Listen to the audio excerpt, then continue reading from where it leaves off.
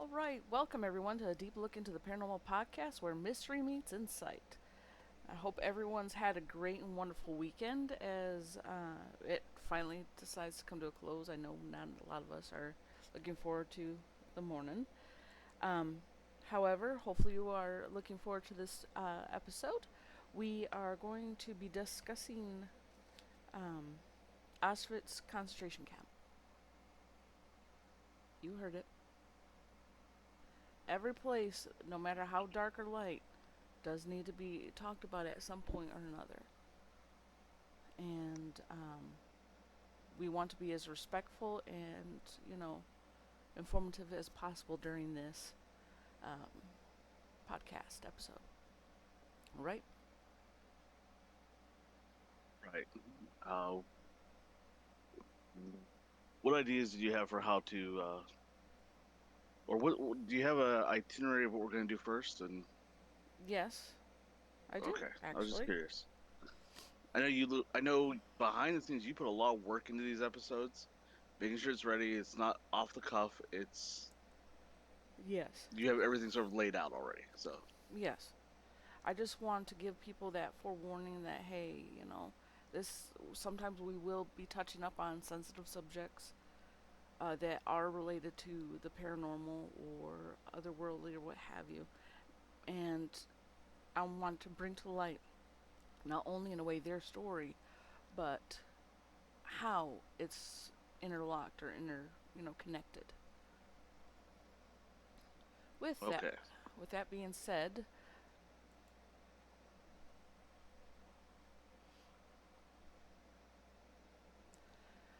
viewer discretion is advised. The following episode contains rather sensitive materials pertaining to facts and recorded accounts of a rather infamous historical site of great significance. Please be advised that while listening/watching this episode, you may or it may cause you to have unsettling feelings in response to the horrific information that is to follow.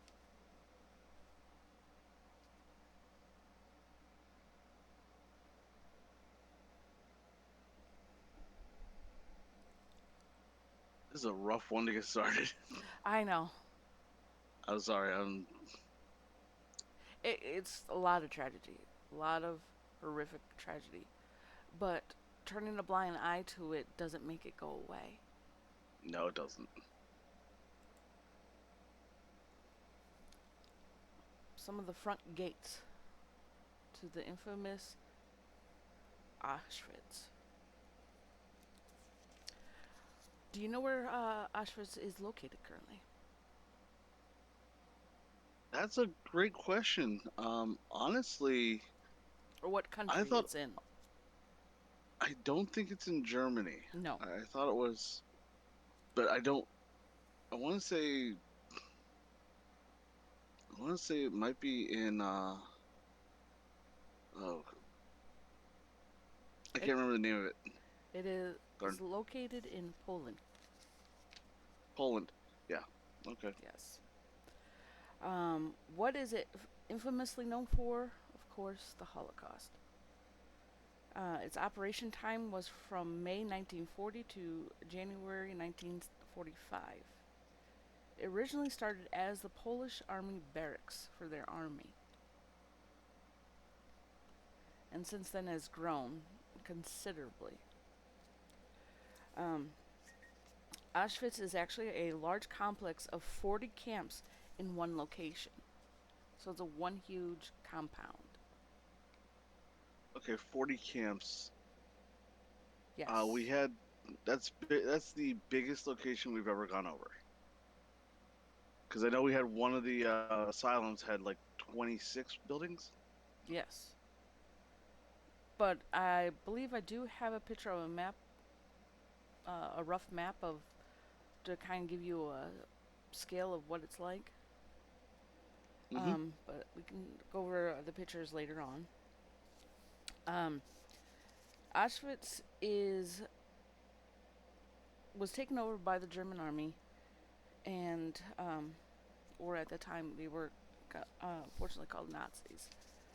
Um, and they turned it into a prisoner of war camp, along with um, where they sent those who they considered less desirable Hmm. because they had a view of what the perfect person or being was. Um, but the encampment itself or the compound itself is prisoners of war encampments, heavy labor concentration encampments, and extermination encampments. Let's see here. The German army at the time took it over in September 1939 and set to work on the construction of the other facilities, using, of course, prisoner labor or Yeah. prison labor. Um, yeah, and the prisoners were often um, the prisoners of Auschwitz were often beaten daily, tortured, experimented on, and executed for meager, trivial matters. You could have looked at them the wrong Now, way. did this like when was the? You said it was 1940, right? But is that when it Yes, was when they first opened, or was that that was when they officially opened Auschwitz as a prisoner, as the encampment that it's known for today. okay? But before that, it was an It army barracks. yes, How long was it an army barracks? that I do not know. I know it was one of the primary ones for the Polish army. Okay. Yeah. Um, I do know that they use a lot of. They were treated worse than I don't mean to upset anyone with this, but they were treated worse than slaves. They were. These people literally were. And I mean, you could have looked at the guards wrong. You could have, uh, you know, passed by them, and they would have been insulted. You could have um, thought that they, you dirtied their food or their drink. I mean, they were truly horrific to these individuals. Um, Auschwitz, by May of 1940, got and obtained the title of Hell on Earth for the sadism practices.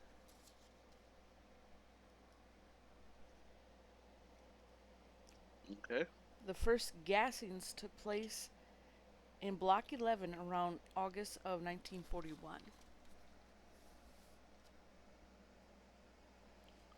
So, so 15 months. Yes, that's because they had to build. They were forced to build their own gas chamber. That's how bad it was. Hmm. And what people don't know, a lot of people don't know, is it wasn't the prison guards or the officers of the German army or anything like that that did the gassings. They had a little squadron of prisoners within the prison itself man the gas chambers because they didn't want to be that close to when those go off.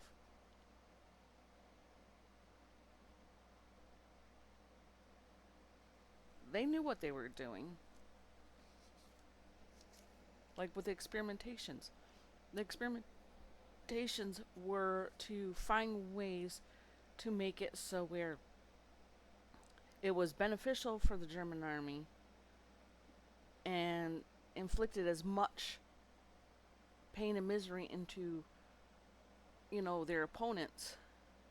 So they would test out various chemicals, various treatments, and things like that on those who were forced to be in Auschwitz.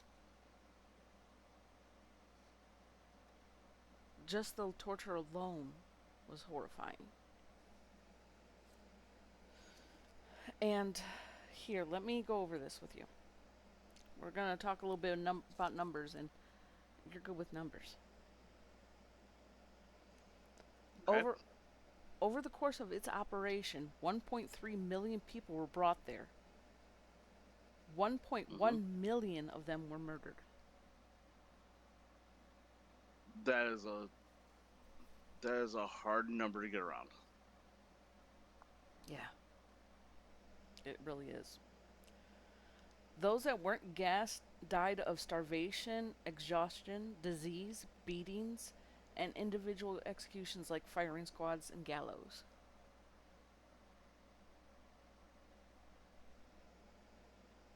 So, already, from what I've just revealed to you, you can already tell this is a hotbed of a lot of emotion, turmoil, injustice, anger, and greed. Yeah, not much good going on here. No, not at all. Victim count for Auschwitz. Let's see. There were only 960,000 Jews that were there. Out of that, 865,000 were gassed. Okay. 74,000 were non-Jewish Poles.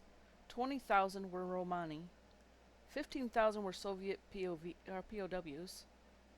And there was approximately another 215,000, possibly even more than that, approximatingly the 1.3 million notated prisoners of this place. 802, All right. yes, 802 prisoners did attempt to escape. 844 was the only amount that managed to succeed. Can you give me those two numbers over again? The attempted and the successful? 802 attempted to flee the camp. Mm-hmm. Only 144 were successful. Oh, 144. Okay.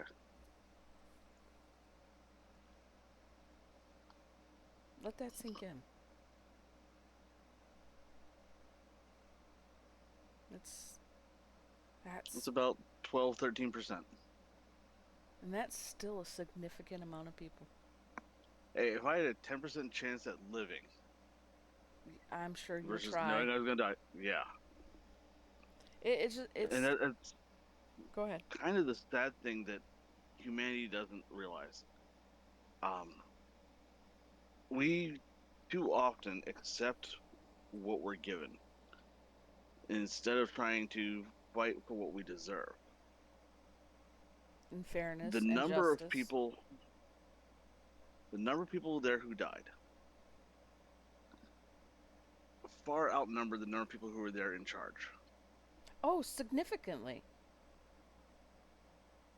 And yes, one gun can kill a lot of people, but it can't kill everyone. I can almost guarantee there was more people there than bullets. But people, So, they were forced to live in fear. yeah, fear is far more powerful than any weapon.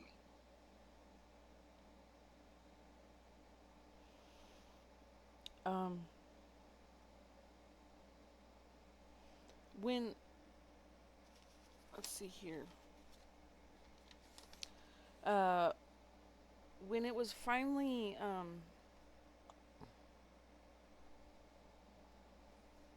trying to think here how to word this without seeming weird. Um, when the world finally found out about this place and what was going on, the Allies failed to heed the reports of the gross misconduct of the encampment until it was liberated by the Soviet and Allied troops on January 27th, 1945. Okay. When Auschwitz was liberated, only 7,000 prisoners remained. Tens of thousands had already been forced into death marches by the Nazi forces as they retreated further west. Apparently, those that liberated the encampment, or encampments, I should say, Um, really, they didn't really greet them. They didn't say hello. They didn't.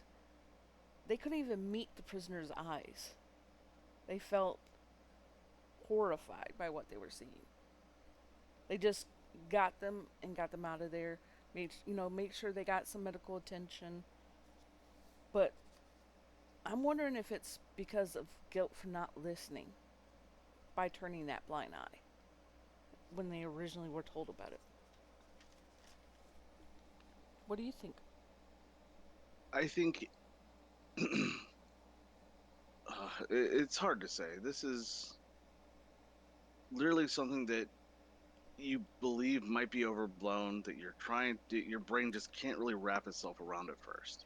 And that's a part of you that doesn't want to admit that this happened. Not saying that you personally, but that's because you think, wow, that seems a bit extreme.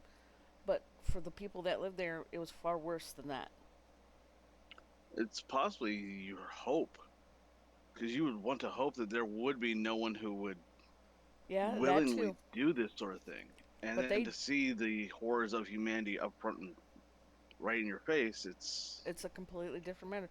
It's like when you're faced with something you never expected to happen to you, then it happens to you. Kind of mm-hmm. scenario. Um, Only less than 15% of those in charge ever stood trial. That is Yeah, sad. Several most of them were, escaped to various places. yes, several were executed Yeah. though. Let's see here. Uh, there's some notable authors if you want to check them out, and they're that were actually there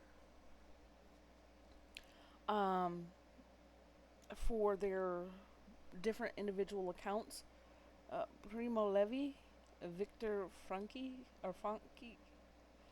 um, Ali Wiesel. You can check them out and their information. By 1947, which was later on uh, by a couple of years, turned Auschwitz Birkenau into a state museum.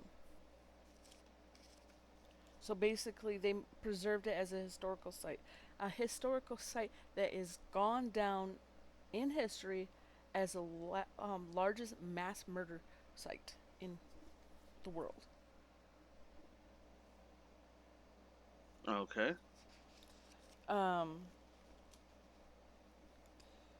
it is believed that the Nazi Party at the time that birthed this hated, feared place was the policy of a spoil, basically spoliation, degradation, and extermination of the Jews. It was rooted in a racist and anti-Semitic ideology propagated by the Third Reich. But it wasn't just Jews that were there. Even if you looked like you were Jewish, you were put there. Yeah. Um, we've gone over that part.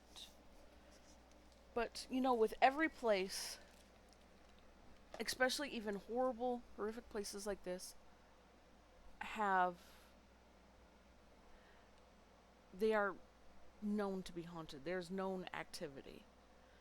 The more Mm-hmm. emotional attachment or detachment, just a source of pooled energies can create and bring to life some of the lingering spirits that are restless, that are lost and confused.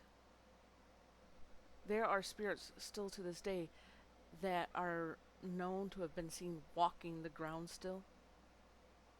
You can hear things, see things, feel things. Some people have gone in here and left in tears because they felt so sad. And not they didn't go in sad. They knew this would be a sad visit to the museum, that it would be a depressing one. But something just like overwhelmed them to such a Hmm. degree they became unconsolable. And that's believed that some of the entities that are sad, that are grieving still, chose that particular person or people to, feel what they felt emotionally. There's even some people who near the gas chambers that have felt like they're suffocating.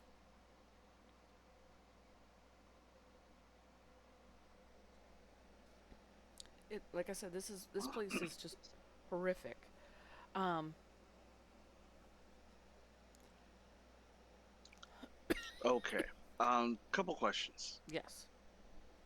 Before we move on, We don't really have any of the history from before it was what it became. We know it was we do have a some of the military, history. Yeah.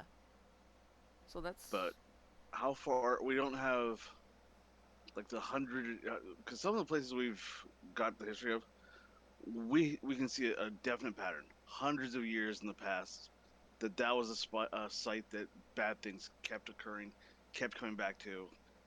But there was a lot of people with trying to have good intentions there that just went wrong. yes. Here, we're not seeing any of that history. We're not No, seeing it was done over a short few years of time, but right, for people that which was like an eternity. no, I agree. I agree completely. So, but this sort of flies in the face of some places were just made negative. Yes,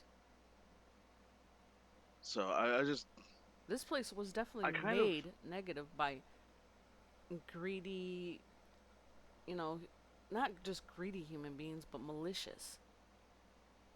right, and that was kind of my question with this is kind of a well, not so much question. Yeah. It's just I was actually expecting like a full history of travesties, of wars, of fights, of Yeah, awful things happening, and there's just none here. there really isn't. Um, it all started It, after they took hold. it's just one really, really awful. I mean, girls. I mean, not just girls, but people not just were violated in many different ways. Hmm. They were they were victims. They were honest. A lot of them, I'm not saying all of them, but a lot of them were honest people trying to make a living that were just ripped away from not only their lives but their freedom.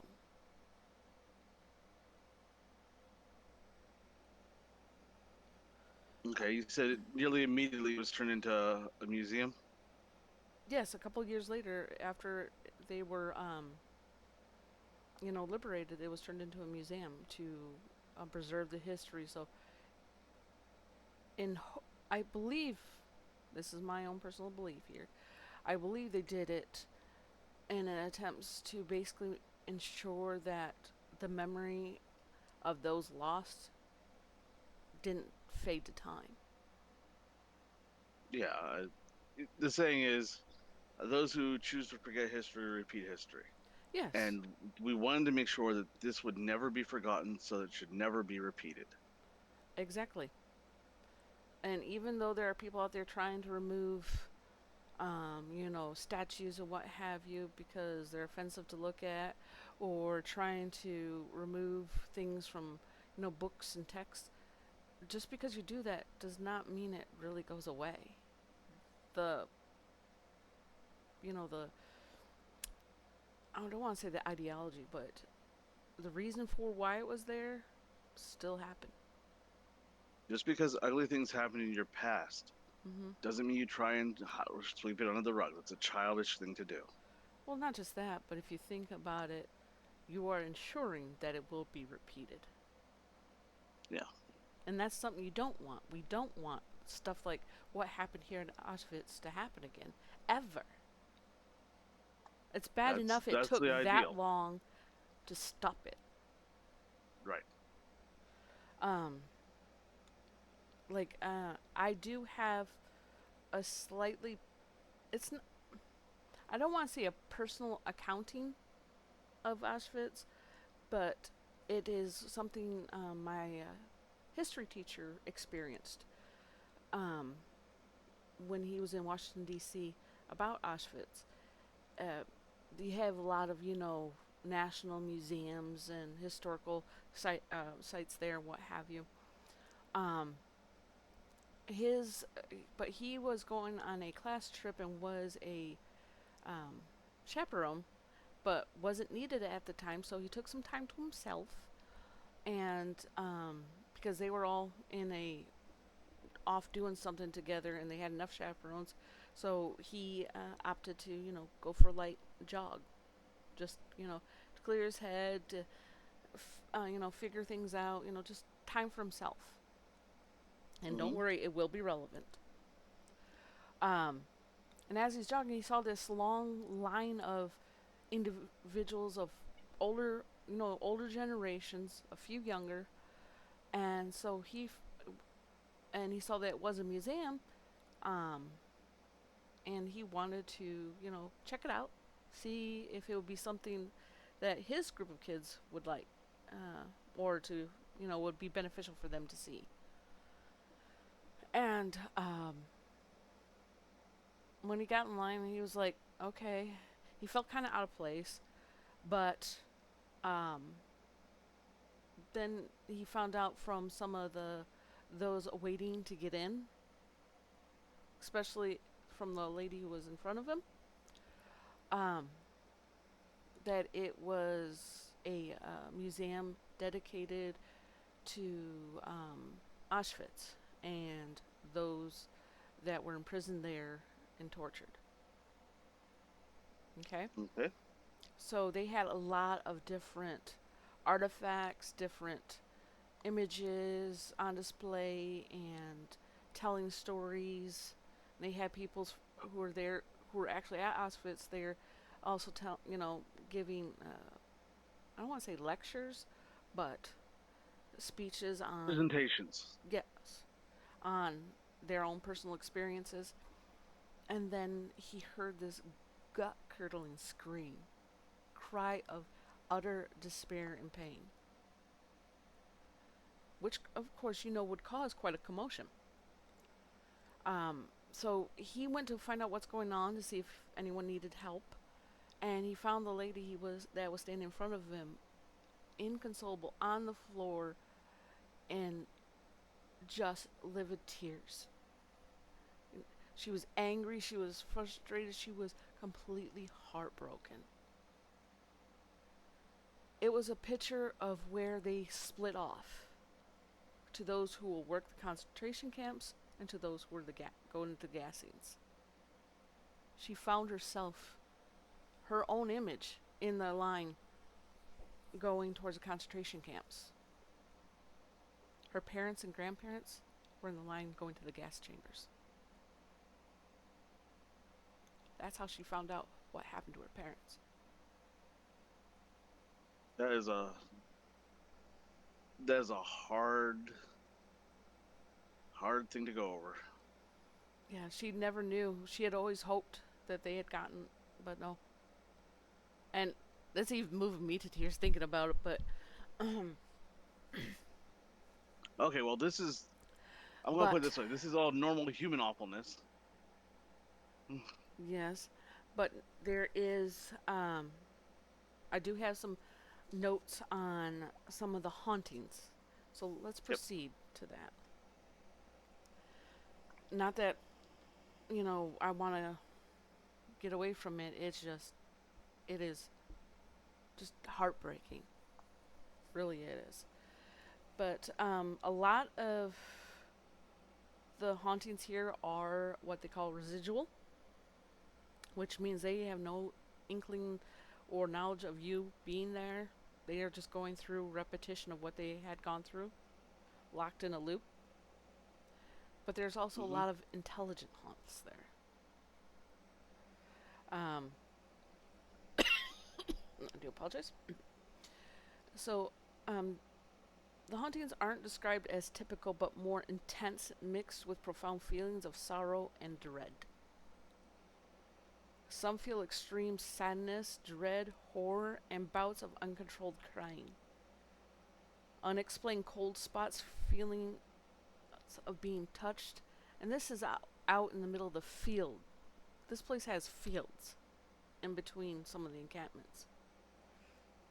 So when it is a hot day outside and you suddenly run into a cold spot in one of those fields, um, there's also been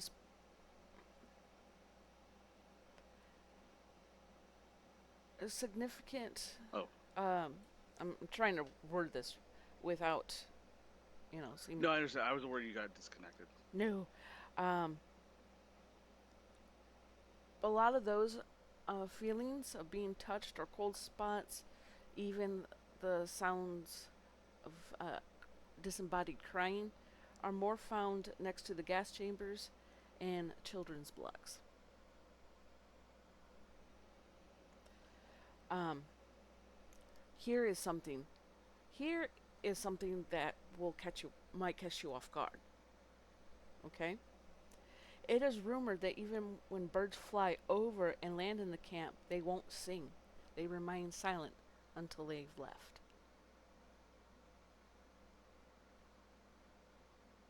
So even they feel the weight of this place. I'm talking ravens, crows, sparrows, robins, any kind of bird refuses to sing when it's there.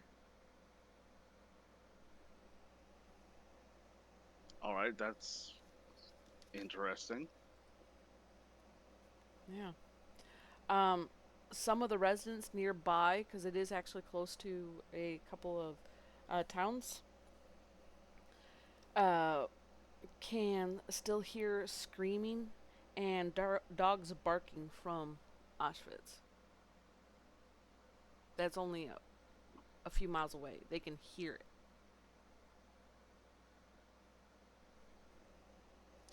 All right.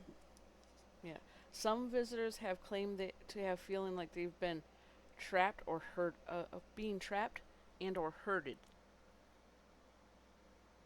Well, that may also be part of the way it was designed. That could be, yes.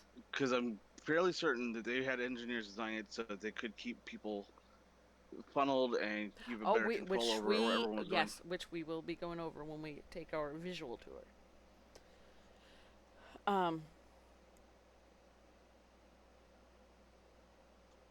When they visited the gas chambers and actually went in, there was a report of someone feeling like someone was behind them but they were the last one in the group to go inside, so there was no one behind them. And when they looked, there was no one behind them. Yet they swear up and down there was someone behind them. Mm-hmm.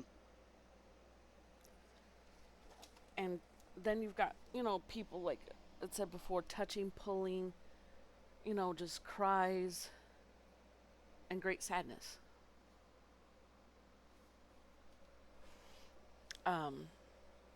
Are you ready to start the visual? Let's go ahead. Okay.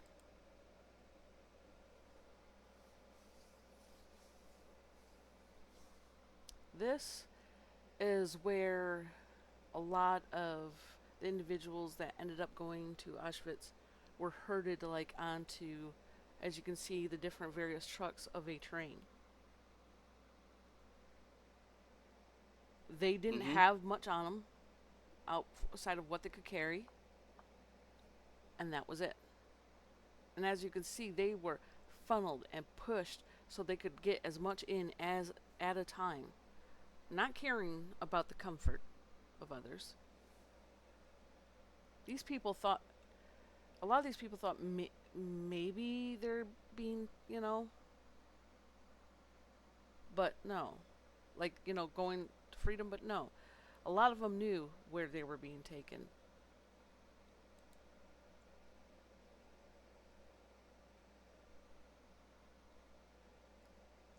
And as you can see, here's where they're taking them out from the packed cars trying to help, and the other prisoners are trying to help them out.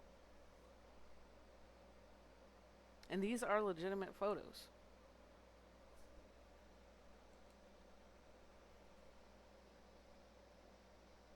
Here's where they were trained in. There will be a lot of times um, where, like anniversaries, you will see flowers just lining these tracks Mm-hmm.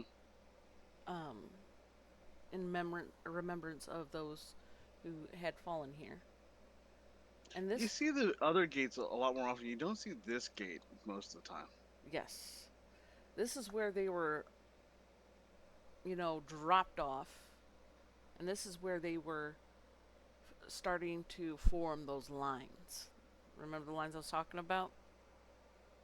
Mm-hmm. Because if you looked fit, you looked healthy, and you looked like they could get some good use out of you working labor, hard labor, they'd send you to that line. If you looked weak, sickly, elderly, or what have you, you went to the other line. And for those who were in the lines for the concentration camps, often were stripped of all their belongings, forced into scraps of clothes, had their heads shaved as an attempt to keep, things from being in. But didn't stop disease. It didn't stop, you know, the is travesty the right word? Yeah. From happening. And I'm not going to go into all of them because all of them We're not that happened. type of podcast. Yeah. Yeah. And it's just, but yes, this is basically the back entrance, or front entrance, rather, to Auschwitz. Here is where they're starting to form the two lines. Of course, babies and were also in part of. This would be the line for, um, like the gassing.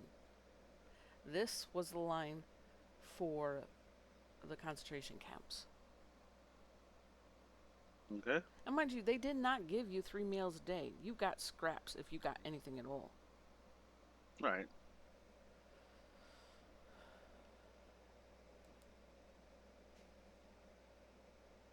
And as you can see, they only had very few, like you had said, few soldiers there. But yet, they carried enough aura of authority about them that every single prisoner fell into line.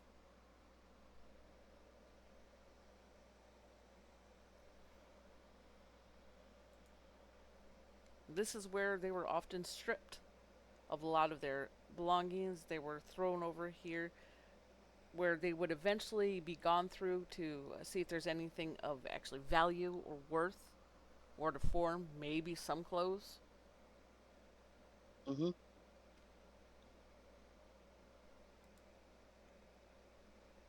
But see, they were crudely shaved, especially the women, put into almost a uniform dress if they had any available.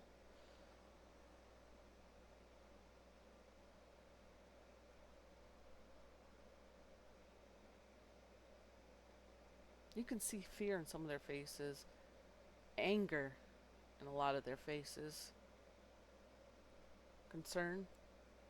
Oops.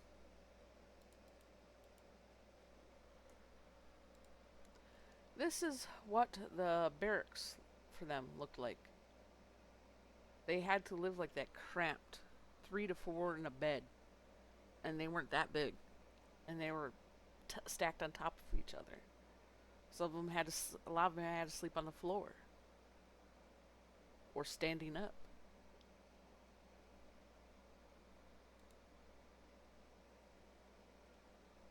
And once they were, those that ended up going towards the gas chambers or were executed for various means were taken to the crematoriums that were on site.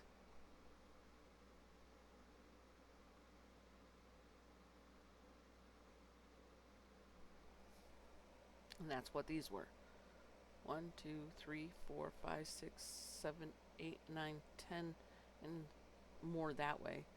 But just to, because they weren't going to bury him. So they disposed of the remains by cremation.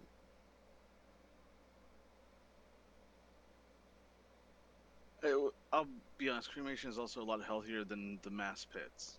Yes. Because I believe mass Uh, pits are what also started like yellow fever and things of that nature. well, it can also poison the water. If you Yes. get enough corpses rotting in the ground, and Yeah. it will poison the wells and. Yes. Here is what it looks like when their sleeping arrangements were emptied. Just so you can have a better idea of how bad it was.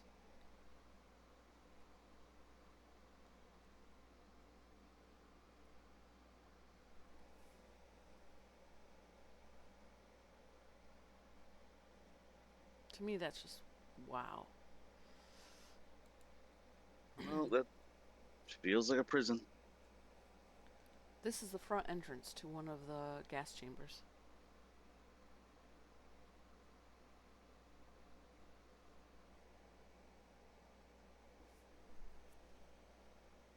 They were lined up and funneled through that door and into a very dark, cramped room.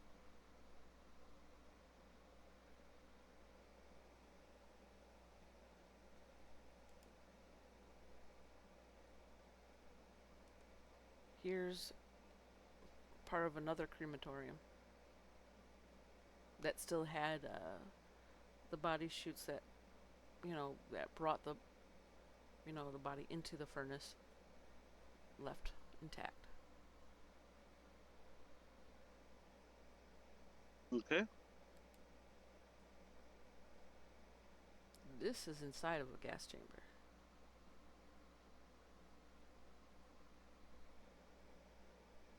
It's just a big rectangular room. Gas came out from a piping system along the roofs there. Some might have it from the bottom.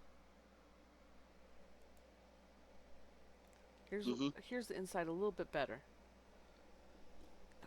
There's a bee.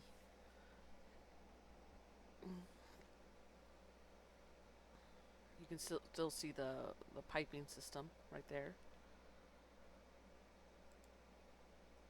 Remember that funneling system you talked about?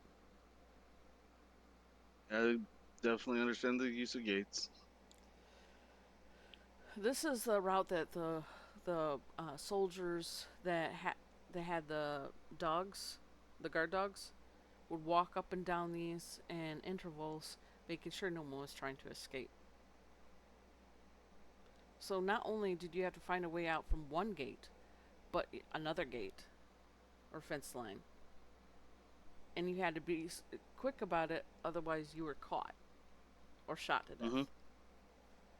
But yeah, this image by itself has a bit of heft to it.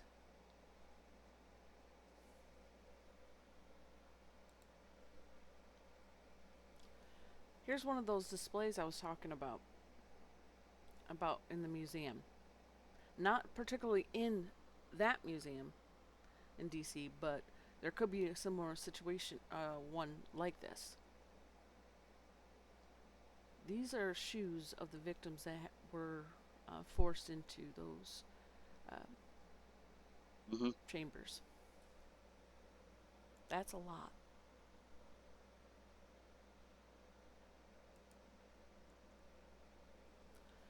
So for now, our condolences to those that were and are still affected by the tragedy that took place at Auschwitz during the time of its operation.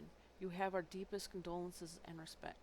No amount of words can truly ever express how horrific it was back then, with so many human lives lost for an inhumane reason to a tyrant of a figurehead. You will be in our thoughts and prayers this evening. May you find the peace you were denied in this life and your next. Please, everyone, join us in a moment of silence.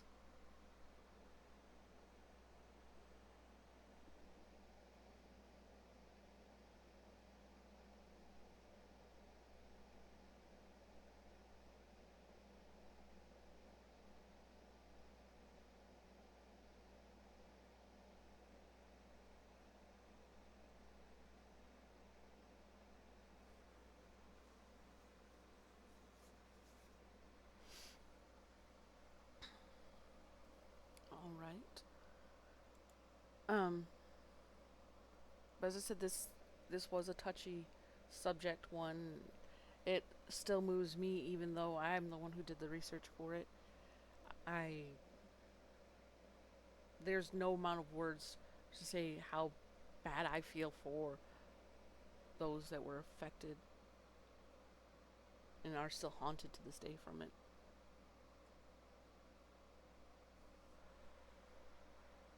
It's truly heartbreaking.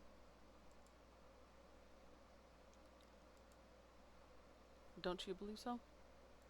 No, I agree completely. Yes. So please remember, everyone, be kind to others. It's not that hard. We need to start showing each other respect, showing some form of compassion, and helping each other out instead of hate. This is just so tragic. And but for now, that will be it. Hopefully, you enjoyed this episode and are able to um, join us next time. On next week, or on the next episode, we will be discussing Penhurst State School. Penhurst. Yes, Penhurst. Okay. So we'll see you next time. Please take care.